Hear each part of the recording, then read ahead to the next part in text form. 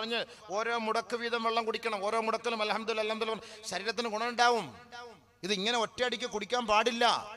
അതേപോലെ ക്ഷീണിച്ച് വേർത്ത് വരുമ്പോൾ വെള്ളം കുടിക്കാൻ പാടില്ല.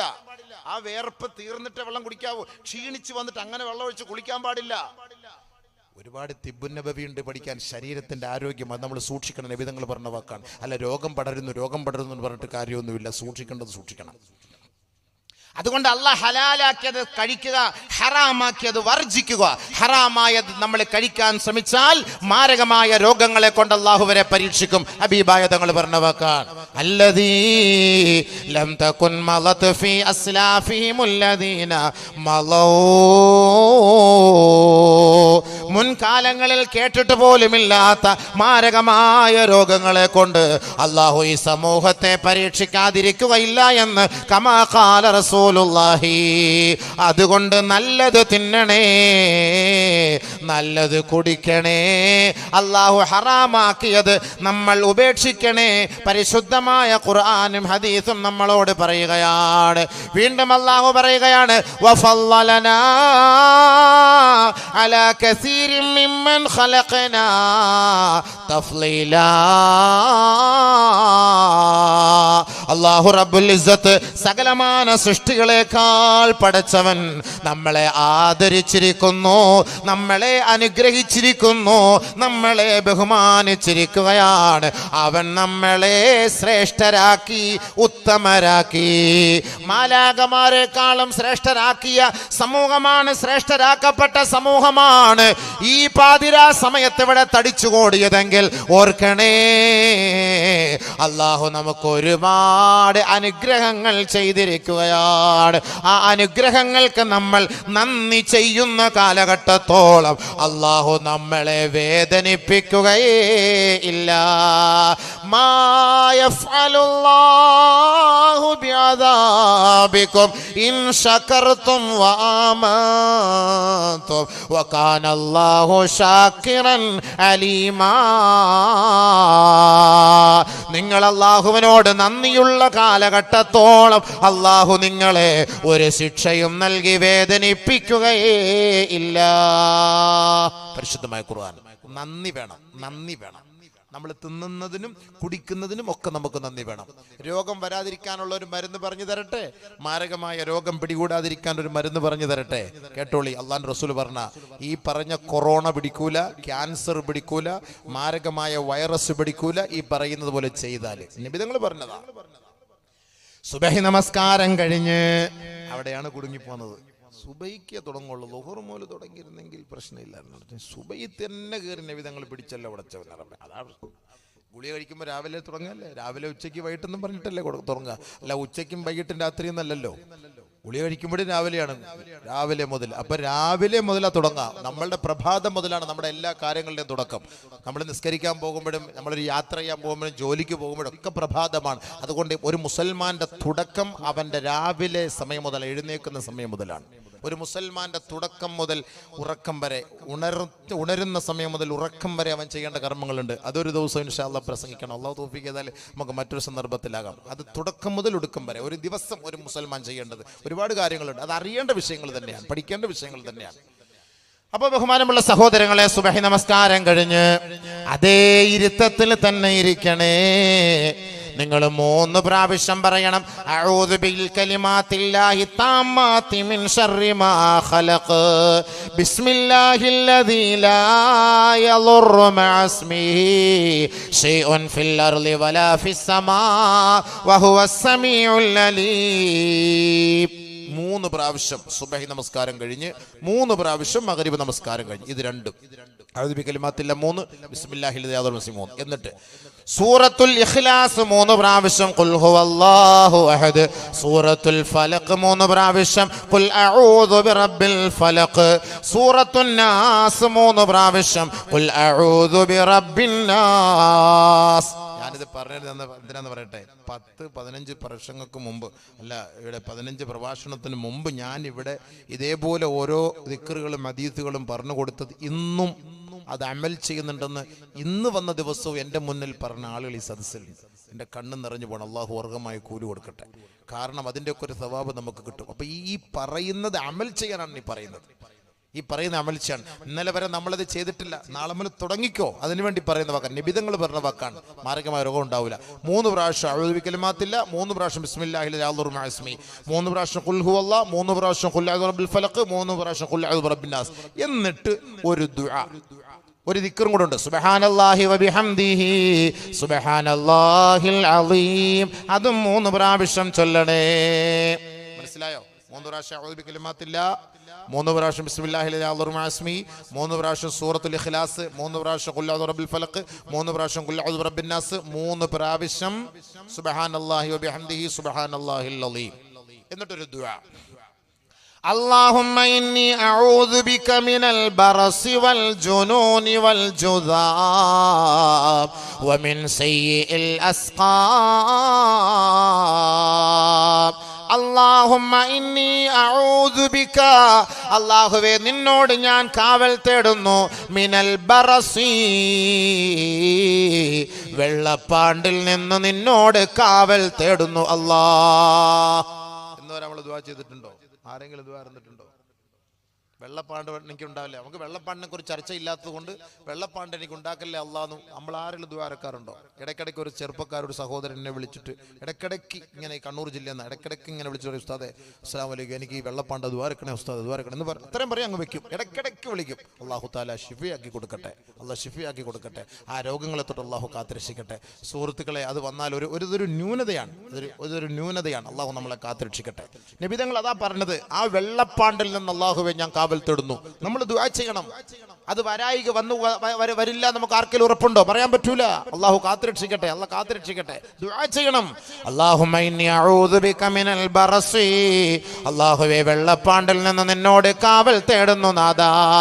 വൽ ജുനൂൻ, മാനസികമായ രോഗം, ഭ്രാന്ത്, മാനസികമായ വിഭ്രാന്തിയിൽ നിന്ന് നാഥാ നിന്നോട് ഞാൻ കാവൽ തേടുകയാണ് അല്ലാഹ്.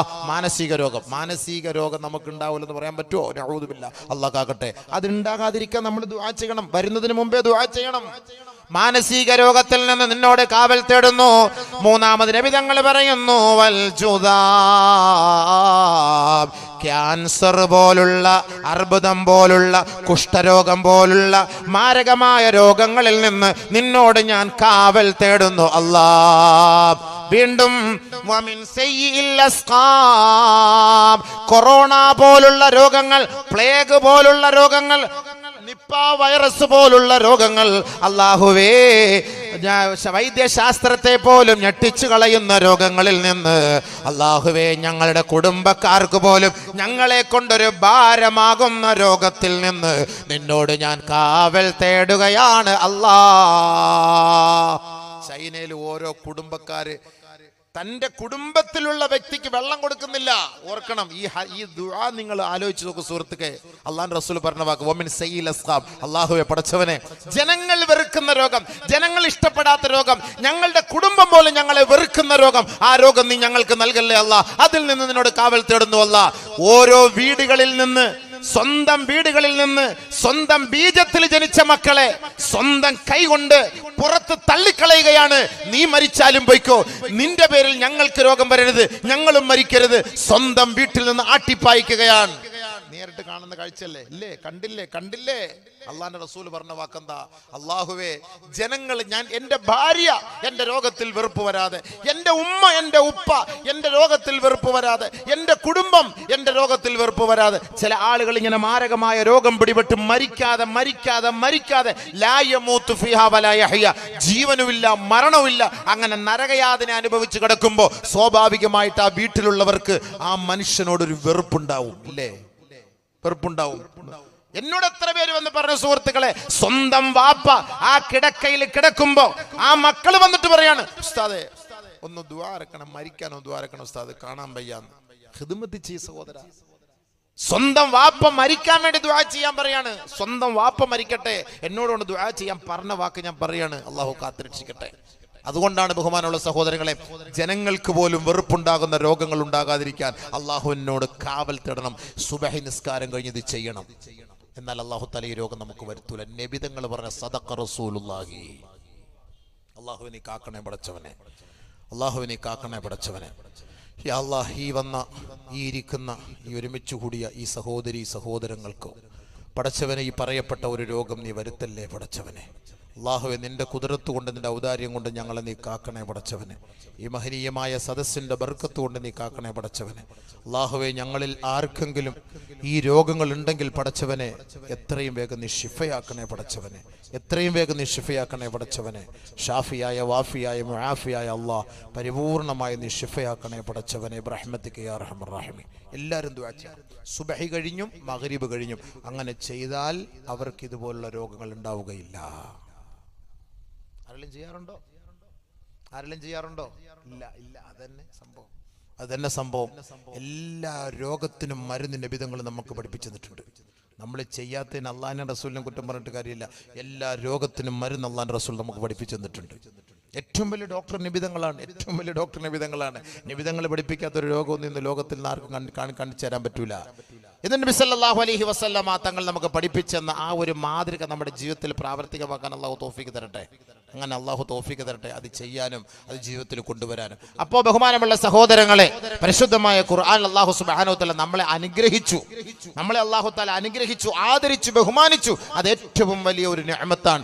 നമ്മൾ അതിൽ ശുക്ർ ചെയ്യാതിരുന്നാൽ അള്ളാഹു നമുക്ക് ശിക്ഷ നൽകും. അതാണ് പരീക്ഷണം. അലിഫ് ലാം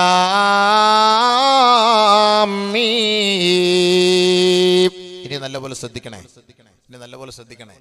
മുസ്ലിങ്ങൾ ആ പടം എന്തിനാ പടച്ചോ നമ്മളെ ഇട്ടിടങ്ങറാക്കുക? നമ്മളൊക്കെ മുസ്ലിങ്ങളല്ലേ?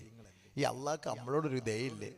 നല്ലപോലെ ശ്രദ്ധിക്കണം കേട്ടോ. അങ്ങനെ ഒരു ചിന്ത ഉണ്ടാവും. നമ്മളൊക്കെ മുസ്ലിങ്ങളാണല്ലോ, നമ്മളൊക്കെ നിസ്കാരമുള്ളവരാണല്ലോ, പിന്നെന്തിനാ അള്ളാഹ് നമ്മളായിട്ട് ഈ ഇടങ്ങറാക്കുന്നത്? അങ്ങനെ ചിലർ ചിന്തിക്കുന്നുണ്ടാവും. നമ്മൾ ഇത്രയും ദുആ ചെയ്തല്ലോ, എന്നിട്ട് ഇവരെന്താ ഇപ്പം ഈ സർക്കാർ താഴോട്ട് വീഴാത്തത്? അയാൾക്കൊരു കുരുവില്ലല്ലോ പടച്ചോനെ, ഒരു അസുഖവും ഇല്ലല്ലോ പടച്ചോനെ, ഇങ്ങനെയൊക്കെ ചിന്തിക്കുന്നവരുണ്ടാകും. ഇത്രയും ദുആ ചെയ്തിട്ട് ഒരിക്കലും ദുആ ചെയ്യാൻ പാടില്ല സർക്കാരിനെതിരെ. അതിൻ്റെ വിധങ്ങൾ പറഞ്ഞ വാക്കാണ്. സർക്കാരിനെതിരെ ഒരിക്കലും നമ്മൾ ദുആ ചെയ്യാൻ പാടില്ല. ലാലിമ്യങ്ങൾക്കെതിരെ നമ്മൾ ദുആ ചെയ്യാം. അക്രമി ആരാണ് അവർക്കെതിരെ നമുക്ക് ദുആ ചെയ്യാം. അക്രമികൾക്കെതിരെ ദുആ ചെയ്താൽ ആ ദുആ സ്വീകരിച്ച ചരിത്രമുണ്ട്. അതൊക്കെ പറഞ്ഞുതരാം. അതൊക്കെ ഞാൻ ഇൻഷാ അല്ലാഹ് പറഞ്ഞുതരാം.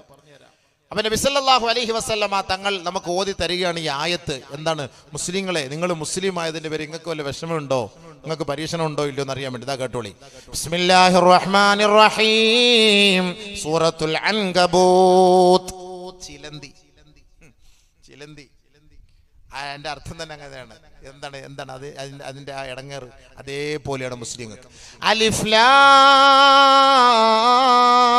മീം. അഹസിബൻ നാസ് അയ്യുത്രകൂ അയ്യഖൂലൂ ആമന്നാ വഹും ലാ യുഫ്തനൂൻ. وَلَقَدْ فَتَنَّا الَّذِينَ مِنْ قَبْلِهِمْ فَلَيَعْلَمَنَّ اللَّهُ الَّذِينَ صَدَقُوا وَلَيَعْلَمَنَّ الْكَاذِبِينَ. ജനങ്ങൾ കരുതുന്നുണ്ടോ, മുസ്ലിം ലോകമേ നീ കരുതുന്നുണ്ടോ, അയ്യുത്തറക്കൂ അവരെ വെറുതെ വിടപ്പെടുമെന്ന് കരുതുന്നുണ്ടോ?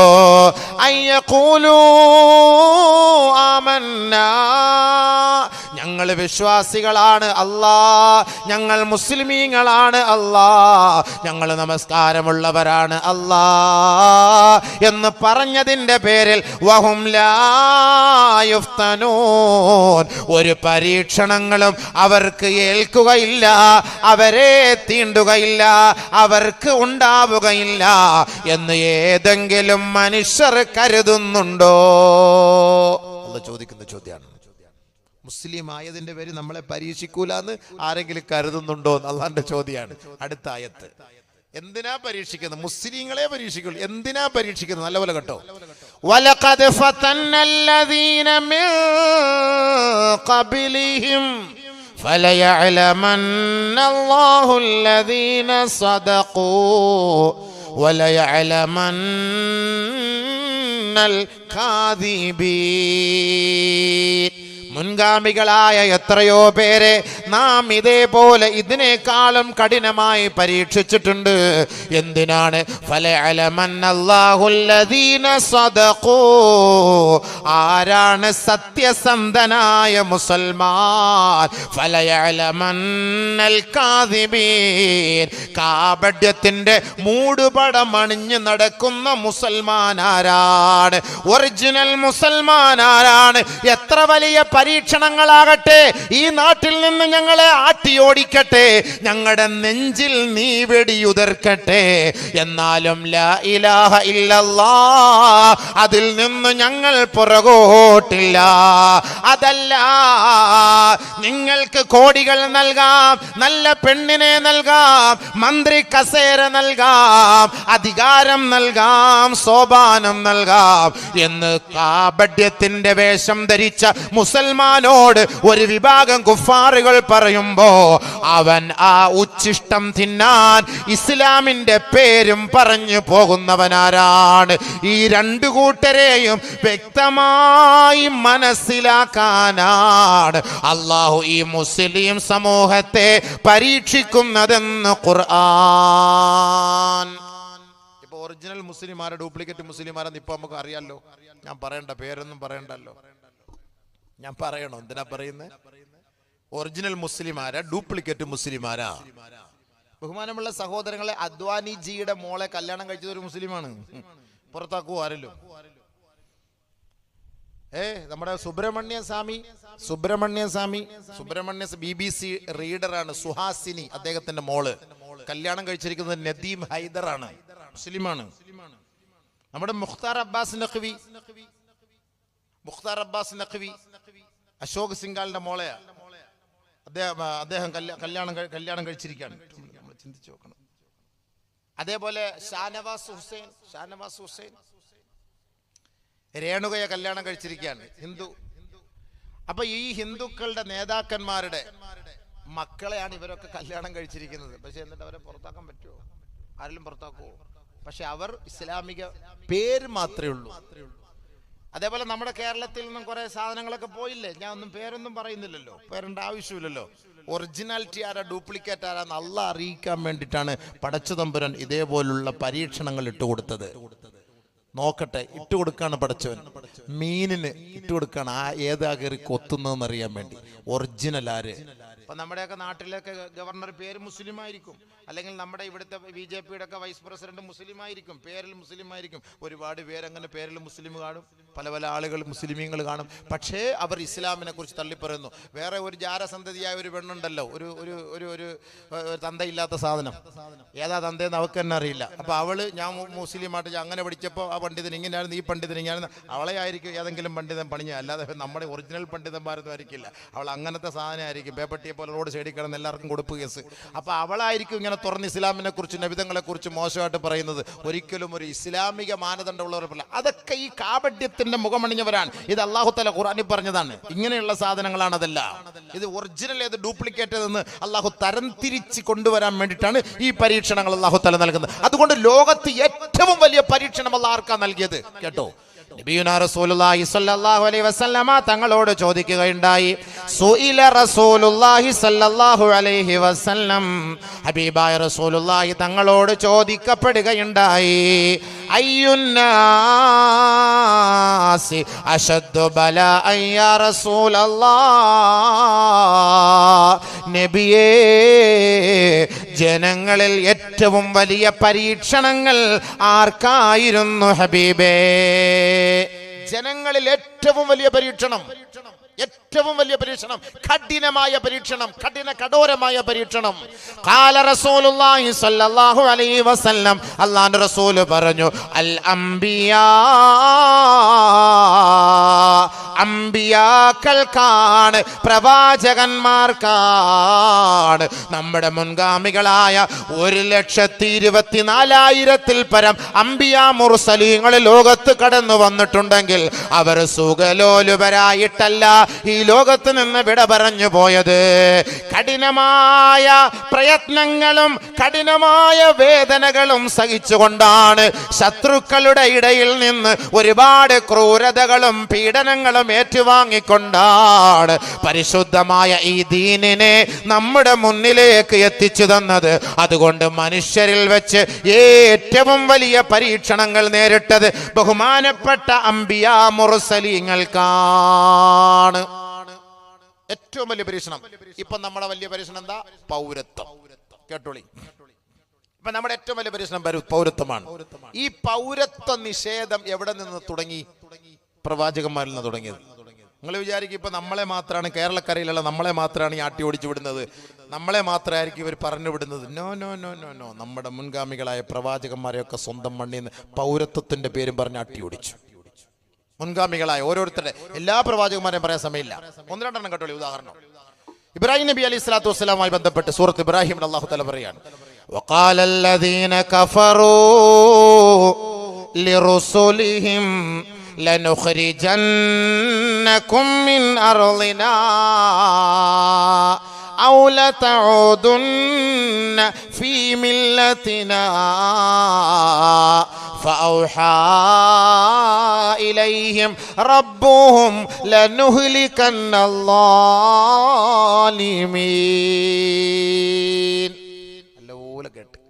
നമുക്കിപ്പോൾ വലിയ വിഷമമാണ്. നമ്മളെ ഓടിച്ചു വിടുവോ, നമ്മുടെ ഭാര്യയ്ക്കൊക്കെ എല്ലാ ദിവസവും ഭാര്യയൊക്കെ വൈകിട്ട് ഒരിക്കലും ഭർത്താവിനെ ചുംബിക്കാത്തവളിപ്പോൾ ദിവസം തോറും 3 ചുംബനം കൊടുത്തിട്ടാണ്. കാരണം ഇനി അറിയാൻ പറ്റൂല, നിങ്ങൾ പാകിസ്ഥാനിൽ പോയാൽ ഞാൻ ബംഗ്ലാദേശിലാവോ, അല്ലെ നിങ്ങൾ ഇനി ബംഗ്ലാദേശിൽ പോയാൽ ഞാൻ നമുക്കിനി ചുംബിക്കാൻ പറ്റൂല. എന്നാൽ ഇരിക്കട്ടെ, വർക്കത്തിനൊരു സുന്നത്തൊന്നും ഭയങ്കര സുന്നത്ത് ഹയാത്താക്കൊക്കെ ഇപ്പോൾ ജോലി സംഭവം അറിയാൻ പറ്റുന്നില്ല, ഓടിച്ചു വിടുക ഒന്നും ഇല്ലയോ എന്നുള്ളത്. പെണ്ണുങ്ങൾ ഭയങ്കര ടെൻഷനിലാണ്. അപ്പം നമ്മൾ അവരെയൊക്കെ പറഞ്ഞ് സമാധാനിപ്പിക്കണം കേട്ടോ. അവരെയൊക്കെ നമ്മളൊന്ന് സമാധാനിപ്പിച്ചെടുക്കണം. തമാശ തന്നെയല്ല. ഞാൻ കാസർഗോഡൊക്കെ പ്രസവിക്കാൻ പോകുമ്പോൾ എന്നോട് സംഘടകർ പറയാം, ഉസ്താദെ പെണ്ണുങ്ങളൊക്കെ വലിയ വിഷമത്തിലെ ടെൻഷനിലാണ്, എല്ലാവരും ഇങ്ങനെ വേറെ ജയിലിലൊക്കെ അവിടെയൊക്കെ ആസാമിലൊക്കെ ഇട്ടിക്കുന്നുണ്ടാവും, നമ്മുടെ പെണ്ണുങ്ങളൊക്കെ കൊണ്ടിടുവോ, പിന്നെ നമ്മളൊക്കെ എന്താവും, വലിയ പേടിയാണ്, ഭയങ്കര ടെൻഷനിലാണ്. നമ്മളെങ്ങാണ് അവരെ കളഞ്ഞിട്ട് പോവോ അബീബെ? നമ്മൾ അള്ളാഹുവിനോട് എടുത്ത ഏറ്റവും വലിയൊരു കരാറല്ല ഉസവ്വജുക അലാ മാ അമറല്ലാഹു ബിഹി മിൻ ഇംസാകിൻ ബിമഅറൂഫിൻ ഔ തസ്രീം ബിഇഹ്സാൻ. ഒരു ഭാര്യയായിട്ട് നമ്മൾ അവളെ കൈക്ക് പിടിച്ച് ഏറ്റെടുക്കുന്ന ഒരു കരാറെന്ന് പറഞ്ഞാൽ വാഖദ്ന മിൻകും മീസാഖൻ ഖലീല, ബലിഷ്ഠമായ കരാറാണ്. അതിൻ്റെ അർത്ഥം എന്താ? നീ തിന്ന അവളെയും തീറ്റിക്കണം, നീ ഉടുത്താൽ അവളെയും ഉടുപ്പിക്കണം, നീ നല്ല റാഹത്തടി ജീവിക്കും, അവളെയും നീ ജീവിപ്പിക്കണം. അപ്പം നീ ജീവിക്കുന്നുണ്ട്, ഇവിടെയുണ്ട് എങ്കിൽ അൽഹംദുലില്ലാ അവൾ നിന്നോടൊപ്പം ഉണ്ടാകും. അതല്ലാതെ നീ അവളെ വിട്ടിട്ട് പോകുന്ന ഒരു സിസ്റ്റം ഇല്ല. അങ്ങനെ പോവാണെങ്കിൽ ഒരുമിച്ചേ പോവുള്ളൂ, അല്ലാതെ പോവില്ല. അങ്ങനെ പേടി വേണ്ട. നമ്മുടെ ഭാര്യയെ കളഞ്ഞിട്ട് നമ്മളൊന്നും എങ്ങോട്ടും ഇൻഷാ അല്ലാഹ് പോവില്ല കേട്ടോ. പിന്നെ നമ്മളെ കളഞ്ഞിട്ട് അവൾ ഒളിച്ചോടി പോകാതിരുന്നാൽ മതി. അതൊന്ന് സൂക്ഷിച്ചാൽ, അതൊന്ന് ശ്രദ്ധിച്ചാൽ വലിയ ഉപകാരമായിരിക്കും. കാരണം ഇപ്പൊ കാണുന്നതൊക്കെ അങ്ങനെ തന്നെയാണ്. നമ്മൾ പോകുന്ന സമയത്ത് ഇപ്പൊ പുതിയൊരു സിസ്റ്റം തുടങ്ങിയിട്ടുണ്ട്. എന്താ പറയട്ടെ? അൽഹംദുലില്ലാഹ് സമയമായോ? ഒരു 3 സ്വലാത്ത് ചൊല്ലിക്ക്. സല്ലല്ലാഹു അലാ മുഹമ്മദ്. പോലരി സമയമുണ്ട്. സല്ലല്ലാഹു അലൈഹി വസല്ലം, സല്ലല്ലാഹു അലാ മുഹമ്മദ്, സല്ലല്ലാഹു അലൈഹി വസല്ലം. അല്ലാഹുമ്മ സ്വല്ലി അലാ മുഹമ്മദ് യാ റബ്ബി സ്വല്ലി അലൈഹി വസല്ലം. അല്ലാഹുവേ പടച്ചവനെ റബ്ബേ, ഈ പരിശുദ്ധമായ സദസ്സിൽ വെച്ച് സ്വലാത്ത് ചൊല്ലിയ സദഖയുടെ ബർക്കത്ത് കൊണ്ട് ഞങ്ങൾ ഏതൊരു പ്രശ്നത്തിൽ ഞങ്ങൾ ദുഃഖിതരാണോ അത് ഞങ്ങൾക്ക് വിജയിപ്പിച്ച് തരണേ പടച്ചവനെ, സന്തോഷിപ്പിക്കണേ പടച്ചവനെ. അള്ളാഹു ഞങ്ങളുടെ പിറന്ന മണ്ണ് അത് ഞങ്ങളുടെ സ്വന്തം അവകാശമാണ്, അത് ഞങ്ങൾക്ക് നീ നേടിത്തരണേ പടച്ചവനെ. ഞങ്ങളുടെ കേസുകളെല്ലാം വിജയിപ്പിച്ച് അനുകൂലമാക്കണേ അള്ളാഹുവെ. അധികാരികളുടെ ഹൃദയങ്ങളെ റഹ്മത്ത് കൊണ്ട് കരുണ കൊണ്ട് നീ മാറ്റിമറിക്കണേ പടച്ചവനെ. എല്ലാവരും ആ സ്വലാത്തിൻ്റെ ബർക്കത്തുകൊണ്ട് ബിസ്മിയും പറഞ്ഞു നിയത്ത് ചെയ്ത് എല്ലാവരും ആ പോക്കറ്റിൽ നിന്ന് കൈയിട്ടൊരു കാര്യമായൊരു സ്വതക്ക, എല്ലാവരും ഒരു കാര്യമായ സ്വതക്ക നിങ്ങൾ ഇൻഷാ അല്ലാഹ് ഇടണം. എന്നിട്ട് നിങ്ങൾക്ക് ഇന്നൊരു കവർ തരും. നാളെയും കൂടെ നമ്മുടെ ഈ പരിപാടിയുണ്ട്, 2 ദിവസമേ ഉള്ളൂ. പിന്നെ നിങ്ങളിരുന്ന് താത്തൊന്നും ചോദിക്കാനൊന്നും ഇവിടെ അങ്ങ് ആരുമില്ല. മനുഷ്യനത് വയ്യാതാനും. അതുകൊണ്ട് നിങ്ങൾ ഒരു നല്ല ഒരു 500 ഒരു 1000 അൽഹംദുലില്ലാഹ് 2 ദിവസം ഇവിടെ പറഞ്ഞല്ലോ ഈ ചെലവ്. ഈ 2 ദിവസം എന്ന് പറഞ്ഞാൽ ഇവിടെ വഅളാണ്. ഇവിടെ നല്ലപോലെ ഒരു നസീഹത്ത് നമുക്കെല്ലാവർക്കും സഹോദരങ്ങൾ കിട്ടാൻ വേണ്ടിയിട്ടാണ് ഇത് സംഘടിപ്പിച്ചത്. എന്നാലും ഇത് വെറുതെ ഒന്നും പറ്റില്ല. ഈ മൈക്കാരന്മാർക്ക് കൊടുക്കണം, അവർക്ക് കൊടുക്കണം, നമുക്ക് വണ്ടി കൂലിയൊക്കെ എന്തെങ്കിലുമൊക്കെ ചില്ലറൊക്കെ തരണ്ടേ. അപ്പോൾ എല്ലാം കൂടെ ചേർത്തൊക്കെ വരുമ്പോൾ ഒരു തുക ചിലവ് വരുമ്പോൾ എന്തെങ്കിലും ഒരു സദഖ നിങ്ങളുടെ ബർക്കത്തായിട്ട് ഇൻഷാ അല്ലാഹ് ഇന്നും നാളെയുണ്ട്. നാളെ ഞാൻ കുറേ ചരിത്രങ്ങളൊക്കെ പറഞ്ഞുതരും ഇന്ത്യയുടെ ഒക്കെ. തീർന്നില്ല പരിഹാരം, ഇതിന് പരിഹാരം, പ്രതിസന്ധികൾക്ക് പരിഹാരം ഇൻഷാ അല്ലാഹ്. അതുകൊണ്ട് ഇന്ന് നാളെ നാളെ ഈ 2 ദിവസം പൂർണ്ണമായിട്ട് നിങ്ങൾ കേൾക്കണം. എന്നാലേ എന്താണ് നമുക്കിതിന് പരിഹാരം കാണാൻ പറ്റുമെന്ന് അറിയാൻ പറ്റുള്ളൂ. അപ്പോൾ അതുകൊണ്ട് ഇൻഷാ അള്ളാ സഹോദരി സഹോദരങ്ങളെ, നിങ്ങളുടെ കയ്യിൽ തരുന്ന കവറിൽ എന്ത് നിങ്ങൾക്ക് തോന്നും, നിങ്ങൾക്ക് ഒരു ഇത് റാഹത്തായിട്ട് തോന്നിയാൽ അൽഹംദുലില്ലാ വർഷം തോറും നടക്കുന്ന ഈ പരിപാടി പടച്ചവനെ ഹൈറാക്കണം എന്ന് പറഞ്ഞാൽ ഒരു 500 ഒരു 313 ഒന്ന് നിയത്തി ചെയ്ത് എന്താ അവിടുത്തെ ആ ഒരു പണ്ടാരം അതൊന്ന് ഒഴിഞ്ഞു കിട്ടി റാഹത്താവാൻ വേണ്ടി നിയത്തി ചെയ്ത് ഇൻഷാ അള്ളാ കൊടുക്കുക. നമുക്ക് നാളെ നല്ലപോലെ ദുആ ചെയ്യാം ഇൻഷാ അള്ളാ. ഇൻഷാ അള്ളാ ഇൻഷാ അള്ളാ. അള്ളാഹ് തൗഫീഖ് തരട്ടെ, അള്ളാഹ് തൗഫീഖ് തരട്ടെ. അപ്പോൾ ഇത് ശ്രദ്ധിക്കുക, അതെല്ലാവരും പൈസ ഇട്ടോളി, ബാക്കി ഇങ്ങോട്ട് ശ്രദ്ധിച്ചോ. സമയമില്ല, നമുക്ക് പെട്ടെന്നൊക്കെ നിർത്തണം, പരീക്ഷയ്ക്ക് അടുത്ത് വരുന്നത് കൊണ്ടേ. അതാണ് 8:30 10:30 നമ്മുടെ ടൈം അതാണ്, 8:30 to 10:30. 10:30 ലാസ്റ്റ്. അപ്പോൾ നമുക്ക് ആ നിയമങ്ങളെയൊക്കെ പാലിച്ചുകൊണ്ട് നമുക്ക് കൃത്യമായിട്ട് അങ്ങനെ തുടങ്ങി കൃത്യമായിട്ട് നമുക്ക് നിർത്താം. പിന്നെ തുടങ്ങാൻ താമസിച്ചാലും നിർത്താൻ പിന്നെ താമസിക്കൂല, അത് എൻ്റെ ഒരു ശൈലിയാണ്. അപ്പോൾ അതുകൊണ്ട് നേരത്തെ തുടങ്ങി നമുക്ക് കുറച്ച് കൂടുതൽ സംസാരിക്കാം. പിന്നെ 10:30 കഴിയുമ്പോൾ ഇനി ആർക്കെങ്കിലും ചൊറിച്ചിൽ വന്നിട്ട് പോലീസുകാരെ വിളിച്ച് പറഞ്ഞ് അവർ വന്നിട്ട് പിന്നെ മൈക്ക് ഓഫാക്കാൻ പറഞ്ഞാൽ അത് പിന്നെ ബുദ്ധിമുട്ടാണ്. അപ്പോൾ അതുകൊണ്ട് ആരെയും നമുക്ക് ബുദ്ധിമുട്ടിക്കേണ്ട, ആയത്തായിട്ട് സമയം അതിൻ്റെ കൃത്യത പാലിച്ചുകൊണ്ട് തന്നെ നമുക്ക് തുടങ്ങാം, അവസാനിപ്പിക്കാം. അള്ളാഹു തൗഫീഖ് തരട്ടെ ഇൻഷാ അല്ലാ. അപ്പോൾ അതിൻ്റെ കവറോട് കൊടുത്തോളി ഇൻഷാ അല്ലാ. അൽഹംദുലില്ലാ നാളെയും കൂടെ വരുമല്ലോ ഇൻഷാ അല്ലാ. അപ്പോൾ നമുക്ക് എന്തെങ്കിലും നിങ്ങളുടെ കൈ ഉണ്ട്, അതുകൊണ്ട് നമുക്കിവിടെ പിരിവൊന്നും അങ്ങനെ ഇങ്ങോട്ട് ചോദിക്കുന്നില്ല. ഇതിൻ്റെ ചിലവും മറ്റു കാര്യങ്ങൾ ബാക്കി വരുന്ന ഇവിടുത്തെ സാധുക്കളെയൊക്കെ സഹായിക്കും. അൽഹംദുലില്ലാ സന്നദ്ധ സംഘടനകളാണ് ഇവർ. അപ്പോൾ അവർ അത് ഒന്നും വേസ്റ്റ് ആക്കൂല, ഉറപ്പാണ്, അത് ഉറപ്പാണ്, 100% എനിക്കത് ഉറപ്പാണ്. അതുകൊണ്ട് നിങ്ങൾ കൊടുക്കുന്ന 1 രൂപ അത് നന്മയിലേക്ക് എത്തുള്ളൂ, അതിൻ്റെ ബർക്കത്ത് ഇവിടെ കാണും ഇൻഷാ അല്ലാ. എല്ലാവരും ഒന്ന് സഹകരിക്കണം. ബിസ്മില്ലാ. അപ്പോൾ നബി സല്ലല്ലാഹു അലൈഹി വസല്ലം തങ്ങൾ പറഞ്ഞു, ശ്രദ്ധിച്ചോണേ, ഇത് വിഷയം വിട്ടുപോകല്ലേ, എല്ലാവരും ശ്രദ്ധിച്ചോണേ, വിഷയം വിട്ടുപോകല്ലേ. വിഷയം കേൾക്കാൻ വേണ്ടി ഇരിക്കുന്നതിൻ്റെ ഗൗരവത്തിൽ പോക്കറ്റിൽ കൈയിടാൻ മറന്നു പോകരുത്, അതും നോർത്തോണം. ശ്രദ്ധിച്ചോണം, ബക്കറ്റ് കൊണ്ടുവരുമ്പോഴേ. ബഹുമാനമുള്ള സഹോദരങ്ങളെ, പ്രവാചകന്മാർ അല്ലാഹു സുബ്ഹാനഹു വ തആല ഓരോ പ്രവാചകന്മാർക്കുണ്ടായ സംഭവം എന്താ? എന്താണ്? ആദ്യമായിട്ട് ഓരോരോ പ്രവാചകൻ ആദം നബി അലൈഹി സ്വലാത്തു വസ്സലാം മുതൽ നമുക്ക് തുടങ്ങണം. കാരണം ആദം നബി അലൈഹി സ്വലാത്തു വസ്സലാമാണ് ആദ്യമായിട്ട് അവിടുന്ന് പൗരത്വം നിഷേധിക്കപ്പെട്ട് സ്വർഗത്തിൽ നിന്ന് ഭൂമിയിലേക്ക് വന്നത്. അതിന് ചരിത്രം ഉണ്ട് കേട്ടോ. ആദ്യത്തെ പൗരൻ ആര്? ഇന്ത്യയുടെ. ചരിത്രത്തിലേക്ക് നമ്മൾ കടന്നാൽ പിന്നെ ഒരുപാട് ചരിത്രം പറയേണ്ടി വരും. എന്നാലും ഒന്ന് കേട്ടോളി, പ്രവാചകന്മാരെ കുറിച്ച് പറയുമ്പോൾ പ്രഥമ പൗരൻ, ഇന്ത്യയുടെ പ്രഥമ പൗരൻ ആരാണ്? ഹമാരാ പിതാജി കോൻ ഹേ? ഏ ഭായിയോ ബഹനോ ഒക്കെ ചോദിക്കൂലേ, ഏ ഭായിയോ ബഹനോ എന്നൊക്കെ പറഞ്ഞുകൊണ്ട് ലാൽ ഖിലയുടെ മോളിൽ കയറി എന്നൊക്കെ പറയുമ്പോ ആരാണ് പ്രഥമ പൗരൻ? ഇന്ത്യയുടെ പ്രഥമ പൗരൻ ആരാണ്? ആദം നബി അലൈഹി സ്വലാത്തു വസ്സലാം. അറിയോ ആദം നബി അലൈഹി സ്വലാത്തു വസ്സലാമിനെ? കേട്ടോ, ഞാൻ പറഞ്ഞുതരാം, നല്ലപോലെ കേട്ടോ. ആദം നബി അലൈഹി സ്വലാത്തു വസ്സലാം, ബീവി ഹവ്വ, രണ്ടുപേരും കൂടെ അല്ലാഹു തആല പറഞ്ഞു, ഏയ് ആദമേ, ആ പരിസരത്ത് കണ്ടോ, ഏറ്റവും വലിയ ശിക്ഷ ഉണ്ടാകാനുള്ള കാരണം അനുസരണക്കേടാണ്. നല്ലപോലെ മനസ്സിലാക്കിക്കോ. വലാ തഖറബാ ഹാദിഹി ശജറത ഫതകൂനാ മിനൽ ളാലിമീൻ. നിങ്ങൾ രണ്ടുപേരും ഈ വൃക്ഷത്തിന്റെ പരിസരത്ത് അടുക്കരുത് കേട്ടോ. ഇവിടെ അടുത്ത നിങ്ങൾ രണ്ടുപേരും ലാലിമീങ്ങളാവും. അള്ളാഹ് പറഞ്ഞ വാക്കതാണ്. അനുസരണക്കേട് കാണിച്ചാൽ ലാലിമാവെന്ന പറഞ്ഞ, അക്രമിയാവെന്ന പറഞ്ഞ വാക്കതാണ്. ഫതകൂനാ മിനൽ ളാലിമീൻ.